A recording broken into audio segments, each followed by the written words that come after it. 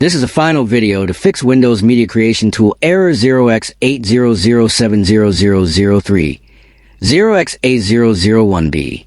Are you struggling with this error when trying to create a Windows installation USB? This usually happens because of broken files, insufficient permissions, or interference from other programs on your PC. Most solutions you find on YouTube or social media are long, confusing, and hard to follow, leaving you frustrated and stuck. But on 0x80070003 I have a simple trick that solves this problem in just a few clicks without messing with complicated settings. All you need is a quick adjustment that clears the error and lets the Media Creation Tool run smoothly again.